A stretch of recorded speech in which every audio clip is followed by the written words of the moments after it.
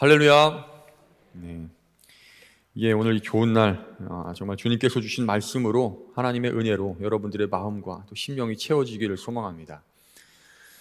오늘 본문의 내용은 고린도전서, 즉 사도 바울이 고린도 교회를 향하여 보낸 편지의 내용 중 하나입니다. 고린도, 아마 많은 이야기들 들어보셨을 거예요. 고린도라고 하는 도시는요, 이 자료를 찾아보니까 그 당시죠. 지금은 좀 그렇게 많지 않은데 그 당시에 인구가 대략 한 65만 정도였대요. 놀라우시죠? 저도 보고 깜짝 놀랐어요. 거의 충주보다 크네.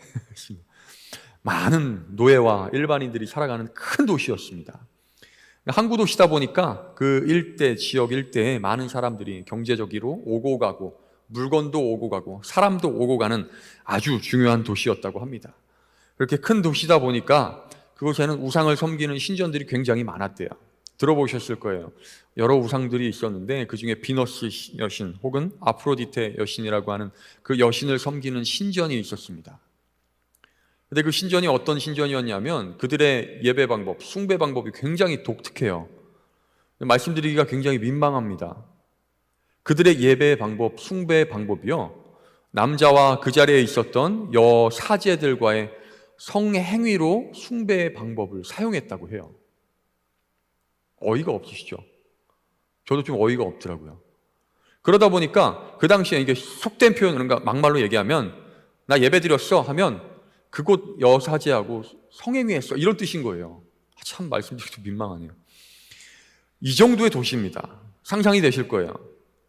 그러다 보니까 그런 행위가 예배라고 하는 아주 거룩한 행위라고 이렇게 일컬어지다 보니까 솔직히 그 자리에 있었던 그 도시에 살던 남자들이 가만히 있었겠습니까? 아주 좋은 거라는데, 아주 훌륭한 거라는데, 영적인 거라는데, 너도 나도 그 행위에 동참을 해서 굉장히 음란하고 굉장히 문란한 도시였습니다. 심지어 그 가장 많은 여사제가 있을 때 1000명이었대요. 1000명. 1000명의 죄송한 표현이지만 창녀들이 그 자리, 그 신전에서 이렇게 지낼 때도 있었다고 합니다. 그래서 그 고린도라고 하는 지역을 일컫는 말 중에 참 고린도스럽다, 너희 고린도인 같냐, 고린도인 같다라고 하는 그런 표현이 생겨났다고 합니다. 들어보셨을 거예요. 고린도인 같다, 고린도스럽다. 무슨 뜻입니까? 음란하다, 문란하다, 지저분하다, 너 왜 이렇게 죄가 가득 차 있니? 이런 표현이 고린도스럽다라는 표현이에요. 야, 너 왜 이렇게 고린도스러워? 이건 칭찬이 아닌 겁니다. 우리나라에서도요, 이 사람의 이름 어떤 그 명사가 이렇게 들어간 형용사가 있어요. 명사를 사용한 형용사, 신주어가 있습니다. 들어보셨는지 모르겠습니다. 젊은 분들은 들어보셨을 거예요. 그분한테 조금 죄송스럽긴 하지만 혜자스럽다라는 말이 있어요. 혜자롭다, 혜자다, 이런 표현이 있어요. 들어보셨나요? 배우 김혜자 선생님의 이름을 쓴 겁니다. 그분이 예전에 어떤 때 그 도시락 선전을 했대요. 도시락 CF를 찍었는데 광고를 했는데 그 도시락이 너무 구성이 좋은 거예요. 반찬 양도 풍부하고 맛도 좋고 가격도 저렴해갖고 사람들이 너무 좋아, 야 도시락이 왜 이렇게 잘 나왔어? 라고 해갖고 역시 김혜자 선생님 혜자스러워, 이런 표현이 생겨난 거예요. 좋은 말이죠, 그죠? 이 반대되는 말도 사실 있습니다. 그분의 이름 그 표현을 쓰면 좀 안 좋은 거라서 말씀 안 드릴게요. 반대되는 표현도 있어요. 너무 안 좋아갖고 그 이름을 쓰는 표현이 있어요. 이렇게 고린도스럽다라는 표현이 이렇게 명사에서부터 비롯된 형용사로 사용될 정도로 고린도 사람들은 굉장히 음란하고 문란하고 뭔가 좋지 않고 나쁜 사람들의 모임이 그 자리에 있었던 것입니다. 근데 참 대단하더라고요. 너무 신기해요. 여러분, 그런 도시에 교회가 세워졌어요. 놀랍지 않으세요? 그 고린도스러워라고 하는 표현이 생겨날 정도로 문란하고 음란한 도시에 하나님의 교회가 세워졌다는 것입니다. 할렐루야. 주님께서 살아 역사하십니다. 정말 놀라운 일입니다. 저는 그 상황을 살펴보면서 정말 역시 하나님 말씀은 살아있구나. 사도 바울이 가서 무엇을 전했습니까? 오로지 복음만 전했어요. 다른 것 다 제쳐놓고 복음만 전했어요. 여러분, 안타깝게도 사도 바울은 말도 잘 못했다고 합니다. 외모도 이렇게 좀 잘 생기지 않았대요. 역사적 증언에 따르면. 이렇게 표현하면 좀 죄송하지만 얼굴도 못생겨, 말도 잘 못해, 이런 분이 가서 복음을 전하니까요, 교회가 세워지는 거예요. 히브리서 4장 12절에 이렇게 말합니다. 하나님의 말씀은 살아있고 활력이 있어 좌우에 날선 어떤 검보다도 예리하여 혼과 영과 및 관절과 골수를 찔러 쪼개기까지 하며 또 마음의 생각과 뜻을 판단하나니. 말씀에는 능력이 있는 줄로 믿습니다. 또 디모데후서 3장 15절에 이렇게 말합니다. 또 어려서부터 성경을 알았나니 성경은 능히 너로 하여금 그리스도 예수 안에 있는 믿음으로 말미암아 구원에 이르는 지혜가 있게 하느니라. 말씀에는 능력이 있는 거예요. 복음의 능력이 있는 것입니다. 그것을 전하는 사람은 여기 도구일 뿐이에요. 제가 이렇게 열심히 말을 하면 저도 가끔 이 마이크를 쓰잖아요, 그죠? 네, 이 마이크의 소리가 저 안에 있는 믹서를 통해서 저기에 또 옆에 달려있는 앰프로 전달이 돼서 앰프에서 전기 신호를 쏴서 스피커로 오는 거예요. 여러분, 이렇게 열심히 설교하고 강단에서 선포되어지는 말씀을 들으면서 이야, 역시 마이크 좋다, 이야, 역시 스피커가 좋아야 돼, 역시 앰프는 비싼 거 써야 돼, 이렇게 생각하시는 분은 없을 거예요. 그저 선포되어지는 메시지, 더 나아가서 그 메시지가 담겨있는 하나님의 말씀의 능력이 있다는 것을 여러분 경험하실 것입니다. 그 말씀의 능력이 있는 것입니다.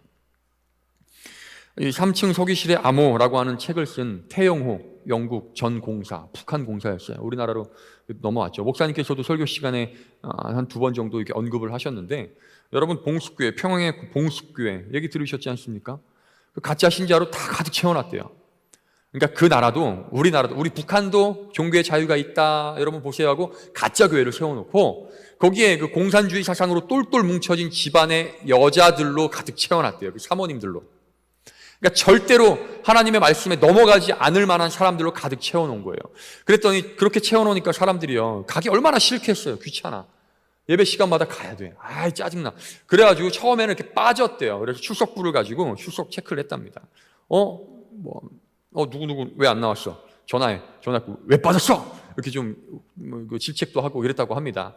그런데 시간이 흐를수록 빠지는 사람이 줄어들더래요. 그래서 나중에 무슨 일이 있었냐면 출석부가 사라졌대요. 출석부가 없어도 될 만큼 사람들이 다 나오는 거예요. 그래서 두려움을 느낀 북한에서 야, 안 되겠다, 사람 바꾼 거예요. 그러니까 오늘은 1구역에서 와서 앉아, 내일은 2구역에서 와서 앉아, 다음 주는 3구역에서 와서 앉아 했는데, 오지 말아야 될 사람들이 슬그머니 예배 시간이 되면 교회 주변에 나타난다는 거예요. 그 사람들뿐만 아니라 수많은 사람들이 교회 주변을 이렇게 예배 시간이 되면 슬슬 돌면서 혹시나 기도 소리 들릴까? 혹시나 찬송 소리 들릴까? 혹시나 설교 소리, 하나님의 말씀이 들릴까? 주변을 배회하는 일들이 늘어났다고 합니다. 무슨 능력이에요? 하나님의 말씀의 능력입니다. 여러분, 말씀의 능력을 사모하시기 바랍니다. 말씀의 능력이 있음을 믿고 고백하시기 바랍니다. 이렇게 세워진 교회, 말씀 위에, 오로지 복음 위에 세워진 교회에 문제가 생기기 시작해요. 신기하죠? 그 정도로 세워졌으면 문제가 없어야지. 왜 그랬을까요? 그래서 곰곰이 생각해 봤습니다. 왜 문제가 생길까? 생각해 봤더니 속된 표현이지만 짬밥이 좀 차니까 생기는 거야. 이 대략 한 고린도 교회가 세워지고 고린도 전서가 이렇게 쓰여져서 전해지는 시기가요, 보니까 얼마 되지도 않더라고요. 한 10몇 년 된 것도 아니에요. 한 4년? 길어야 한 5, 6년 정도밖에 안 됐습니다. 교회가 세워지고 그 정말 복음의 불모지 끔찍한 도시 고린도에 하나님의 말씀으로 인하여서 교회가 세워지고 사람들이 복음으로 인하여서 변화되고 공동체가 이루어져서 열심히 예배드리던 그 교회 사람들이 변화되기까지 한 대략 한 4, 5년밖에 걸리지 않았다는 거예요. 4, 5년쯤 되니까 어느 순간 그 사람들 마음 가운데 속된 표현으로 짬밥이 차다 보니까, 신앙생활에 짬이 좀 차다 보니까, 어느 정도 알다 보니까, 어느 정도 생각이 굳어지다 보니까 하나 둘씩 문제가 드러나기 시작하는 거예요. 가장 먼저 언급한 문제가 무엇입니까? 고린도 교회의 분쟁에 관한 문제를 언급합니다. 사실 오늘 읽은 본문의 내용이 오늘 주제는 아니에요. 다른 것을 언급하기 위해서 가장 첫 번째 언급된 문제를 소개하고 있습니다. 이 문제가 무엇이에요? 이 사람들이 마지막으로 한 번 더 표현할게요.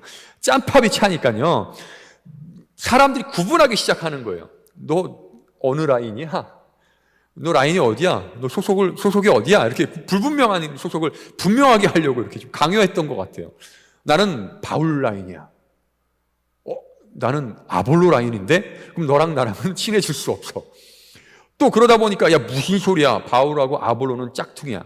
진짜는 게바, 베드로야. 예수님의 수제자, 베드로. 나는 베드로한테 말씀 배웠어. 난 베드로 라인이야. 그러다 보니까 또 어떤 사람이 또 그렇게 말해요. 이 사람들이 또 무슨 소리를 하는 거야? 이 변질된 녀석들. 이러면서 나는 그리스도 라인이야. 지저스 라인이야. 이렇게 얘기를 하기 시작하는 거예요. 사람들이 자기 스스로의 어떤 정체성을 드러내는데 그 정체성이 누구에게 세례를 받았느냐, 누구에게 말씀을 배웠느냐, 누구에게 감격을 받고 누구에게 전도를 받았느냐에 따라서 자신의 정체성을 드러내기 시작한다는 것입니다. 이거 초신자가 그런 얘기 하겠어요? 여러분, 교회 이제 전도받고 오신 교회에 오신 분들이 내가 누구한테 전도받았는지 알아? 이런 얘기 하시겠어요? 신앙생활 좀 하다 보면, 말씀을 좀 읽고 묵상하다 보면, 기도 좀 하다 보면, 교회에서 좀 사역 좀 하고 명성도 좀 쌓고 영성도 좀 쌓다 보면 이런 문제가 생겨나기 마련이라는 것입니다. 여기서 시작한 문제는요, 이렇게 좀 분배된 문제, 분쟁의 문제이지만 그 뒤 이어서 여러 가지의 문제가 드러나기 시작을 합니다. 음란한 문제도 있고요, 또 제물로 드려진 그 음식을 먹고 마시는 문제도 있고요, 또 누군가를 아내로 삼는 그런 문제도 있고요, 또 성령, 영적인 능력을 이렇게 드러내는 그런 문제도 있고요, 또 여러 가지 문제들로 인하여서 사도 바울은 조목조목 하나씩 따져가면서 그가 에베소 교회에서 전에 들은 이야기를 하나씩 반박하고 말씀으로 바로 세우면서 보낸 편지가 고린도 전서라는 것입니다. 그래서 이 말씀을 쭉 읽다 보면 오늘 읽은 본문 마지막 17절에 보면 이렇게 말합니다. 그리스도께서 나를 보내심은 세례를 베풀게 하려 하심이 아니 오직 뭘 전해요? 복음을 전하게 하려 하심이니 말의 지혜로 하지 아니함은 그리스도의 십자가가 헛되지 않게 하려 함이라 라고 말합니다. 자신이 이곳에 와서 전한 것이 무엇인지를 명확하게 설명을 하고 있는 거예요. 딱 잘라서 말하는 거예요. 내가 세례 전하러 세례 베풀러 온 것이 아니다. 여러분들에게 말 좀 잘하려고 온 것이 아니다. 오직 예수 그리스도의 복음을 전하러 왔습니다 라고 말하는 것입니다. 그리고 뒤이어서 아주 유명한 말씀, 고린도전서 1장 18절, 십자가의 도가 멸망하는 자들에게는 미련한 것이요 구원을 받는 우리에게는 하나님의 능력이라 라고 말하면서 복음을 다시 한번 전하고 있습니다. 비슷한 패턴이 로마서에서도 기록이 되어져 있어요.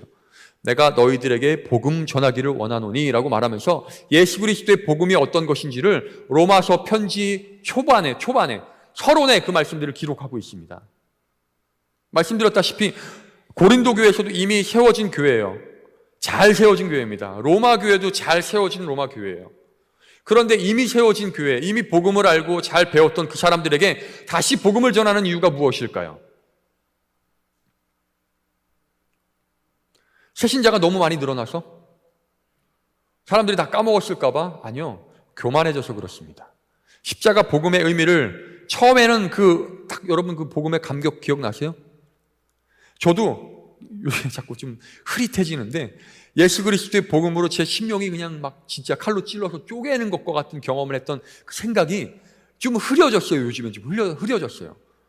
그게 뚜렷이 생각날 때는요, 예수 그리스도의 복음만 생각하면 눈물이 울컥울컥 솟았습니다. 그때 그 사건만 생각하면요, 마음이 뜨거워졌어요. 맞아, 예수님께서 나를 그렇게 사랑해 주셨지. 그러면서 그냥 저절로 회개가 되고요, 저절로 겸손해져요. 다른 사람들을 저절로 섬기게 됩니다. 어쩌다 보니까 제가 남부교회에서 사역한 지 이제 8년 됐더라고요. 2013년 1월부터 왔어요. 13, 14, 15, 16, 17, 18, 19, 20, 21 올해까지 9년 차, 8년 꽉 채워 넘어갔어.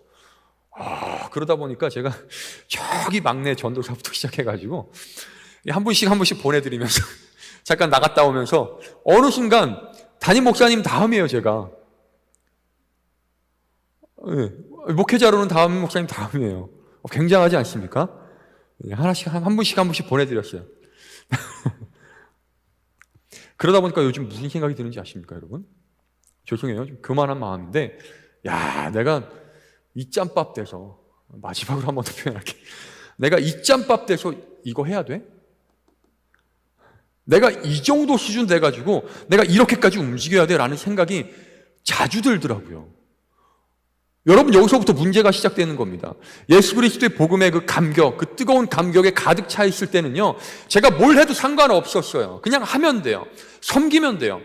아무리 사람들이 알아주지 않는다 하더라도, 아무리 사람들이 인정하지 않는 일이라 하더라도, 아무리 보여지지 않는 일을 해도요, 그냥 아무렇지도 않게 하면 되지 뭐, 당연하지 뭐, 내가 열심히 하면 되지 뭐, 내가 더 잘하면 되지 뭐 하면서 열심히 했어요. 그런데 짬밥이 좀 차다 보니까, 좀 수준이 올라가다 보니까, 신앙생활에 좀 연차가 좀 차다 보니까요, 이런 것까지 내가 해야 돼, 이런 일까지 내가 해야 돼 라는 생각이 제 마음을 병들게 하더라고요. 교회 문제가 거기서부터 시작됩니다. 화장실 청소 누가 하면 어때요? 바닥에 떨어져 있는 휴지 쪼가리 누가 주우면 어떻습니까? 교회 창문 누가 닦으면 어떻습니까? 꼭 어느 정도 임무를 맡은 그분이 닦아야 됩니까? 아니요. 교회를 더 사랑하는 사람이 하면 되는 거예요. 누가 더 양보를 해야 되겠어요? 누가 더 내 것을 내어 주어야겠습니까? 두 사람이 이렇게 상충되는, 전 아직도 기억나는 게 있어요. 제가 초등학교 시절에, 초등학교에 2학년 때인지 3학년 때인지, 여름 성경학교 때였습니다. 그때 아주 그냥 그 시골에 아주 독특하게 식빵을 이렇게 잘라가지고 겉에 맛없는 부분들은 다 잘라내고 잼을 바른 식빵 그 샌드위치가 나왔어. 그리고 흔하지 않은 겁니다. 그 당시에 90년대 초였으니까. 그리고 맛있잖아요. 잼, 달달한 잼 들어간 빵 얼마나 맛있어요. 그래서 저도 먹고 싶었건 2개 골랐는데 그 뒤로 이게 끌어진 거예요. 없어진 거예요. 그 뒤에 서 있었던 어떤 여자아이가 엉엉 울면서 나 저거 먹고 싶다고, 저거 먹고 싶다고 울고불고 난리가 난 거예요. 자꾸 그 자리에 그 아이의 어머니가 초등학교 교사로, 주일학교 교사로 같이 계셨는데요, 저한테 정말 미안한 마음으로 조심스럽게 다가오셔. 야, 부식아 미안하다. 야, 우리 애가 저렇게 오는데 진짜 미안하다. 야, 빵 좀 주면 안 되겠니? 양보하면 안 되겠니? 이러셔. 제가 어떻게 했을 것 같으세요? 어떻게 해? 야, 애가 운대는데 어떻게? 줬죠. 솔직히 예수님을 사랑하는 마음으로 준 건 아니었어요. 그냥 어쩔 수 없이 줬습니다. 여러분, 이렇게 두 사람이 상충되는 경우가 있어요. 누군가가 양보해야 될 때가 있어요. 그럼 누가 양보해야 돼요? 예수님을 더 사랑하는 사람이 양보하면 되는 거예요.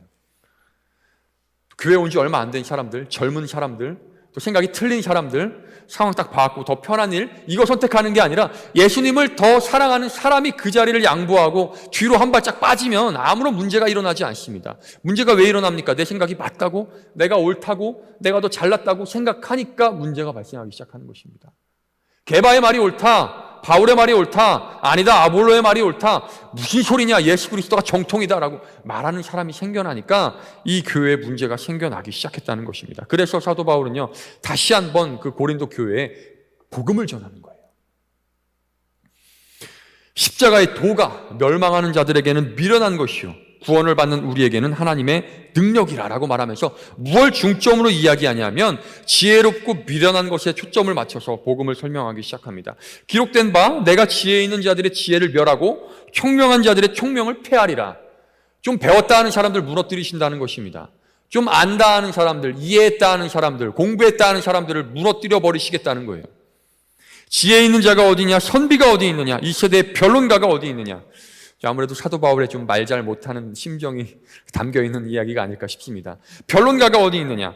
하나님께서 이 세상의 지혜를 미련하게 하신 것이 아니냐? 22절에 이렇게 말합니다. 유대인은 표적을 구하고 헬라인은 지혜를 찾으나 찾는 게 다 달라요. 구하는 게 다 달라요.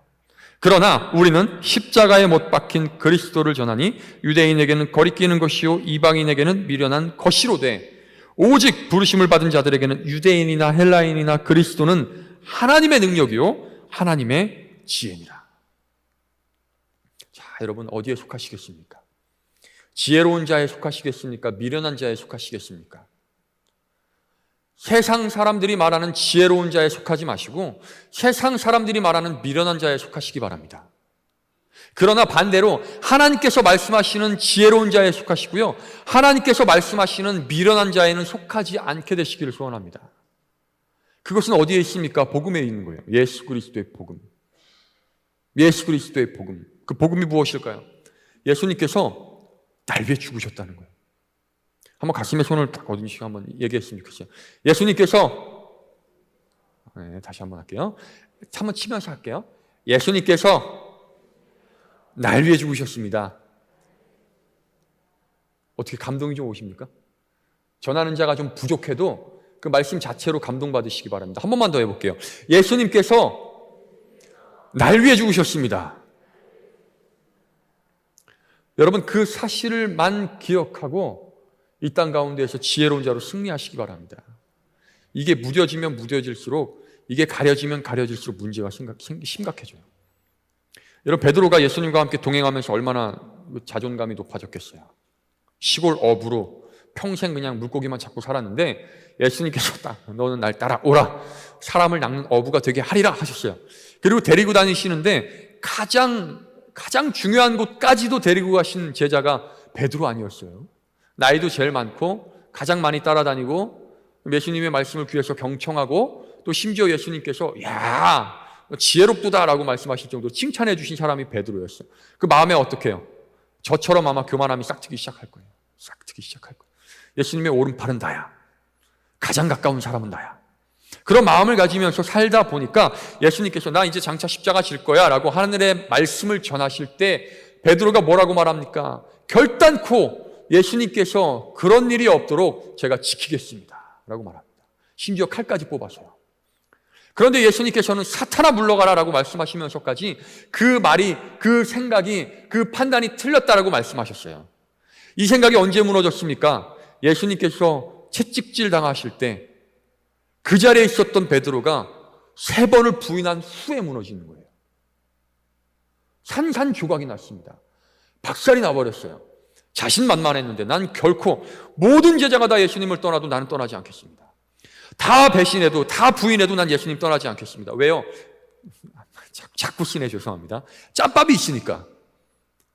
내 예수님 따라다니는 시간이 얼만데, 예수님 말씀 들은 그 시간이 얼만데 라고 생각하면서 절대로 예수님의 곁을 떠나지 않을 것이라는 확신을 가지고 있었는데, 그 주변에서 당신 예수님과 한패지 라고 말하는 사람들의 말, 심지어 한 여종의 말에 무너져서 아니 무슨 소리야, 나는 저 사람 알지도 못하고 저런 저주받을 사람 알지도 못합니다라고 거부를 합니다. 무너져 내린 베드로가요, 다시 살아나게 된 그 근거가 어디 있어요?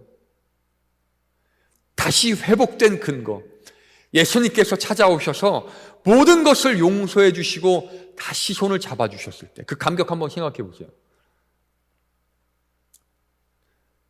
저 같으면 쳐다도 안 볼 것 같아요. 좀 봤을 때 아무리 내가 미리 알고 있었어도 정말 나를 배신한 것을 제가 그 다시 찾아온 베드로의 얼굴을 보면서요, 제가 예수님이었으면 좀 껄끄러웠을 것 같아요.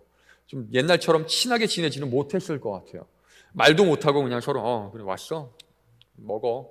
이 정도로 끝났을 것 같은 거예요. 그런데 예수님께서는요, 그런 베드로에게 직접 먼저 찾아오셔서 생선을 구워주시고 떡을 구워주시고 내가 나를 사랑하느냐, 내가 나를 사랑하느냐, 내가 나를 사랑하느냐 3번을 물으시면서 그 마음을 회복시켜 주셨습니다. 사랑을 회복시켜 주신 거예요. 용서해 주신 거예요. 복음을 전하신 것입니다. 그것만큼 복음이 어디 있어요? 여러분, 여러분들의 마음이 예수 그리스도의 십자가 앞에 산산이 부서지기를 소원합니다. 여러분들의 생각, 오래된 신앙생활들, 그동안 많이 읽으셨던 성경의 그 통독 횟수들, 그동안 새벽기도 재단을 쌓으신 그 날수들, 신앙생활 한 연수들, 한 헌금의 액수, 또 교회를 섬기신 그 오래 섬기신 그 시간들, 그 봉사의 어떤 그런 여러 가지의 그 뭐라고 해야 되죠? 그 종류들, 이 모든 것들이 예수 그리스도의 십자가 앞에 다 무너져 내리시기를 소원합니다.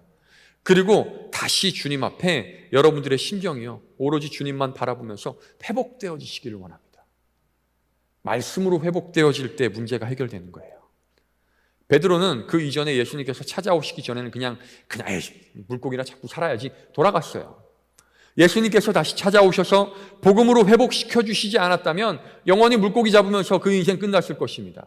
그런데 그 복음으로 다시 회복된 사도 베드로는요, 정말 이 땅 가운데 바울과 같이 전무후무한 예수 그리스도의 복음 전도자로요, 많은 사람들에게 복음을 전하는 그리스도의 종으로 성장하고 또 그 삶을 마무리한 것을 여러분 기억하시면서 주님께서 주신 귀한 말씀 예수 그리스도의 복음을 마음 가운데 새기시고 그 복음으로 다시 회복된 삶을 살아가시기를 바라겠습니다. 여러분들의 삶이 그러한 삶이 되기를 원합니다. 그래서 29절에 보니 이렇게 말해요. 이는 아무 육체도 하나님 앞에서 자랑하지 못하게 하려 하심이라. 여러분 마지막에 자랑하실 때 무엇을 자랑하시겠습니까? 물론 자랑하셔도 돼요. 오랜 시간 예수 그리스도를 섬기는 그 시간이요, 아무것도 의미 없는 시간은 아니에요. 그런데 더 중요한 것은 무엇이냐면 나를 구원하여 주신 예수 그리스도를 자랑하시는 여러분들 되시기 원합니다. 그래서 여러분들의 자녀들에게 다른 유산을 물려주지 마시고요, 다른 것들은 다 포기하고 다 실패해도 오직 하나, 믿음의 유산만큼은 반드시 물려주시고 예수 그리스도의 복음만큼은 반드시 전해주시고 주님 부르심에 응답하시는 여러분들 되시기를 바랍니다. 그래서 주님께서 기뻐하시는 삶을 살아내시면서 주님께서 세워주신 그 복음의 능력으로 여러분들의 삶 속에서 하나님의 나라를 이루어 가시기를 바라겠습니다. 기도하겠습니다.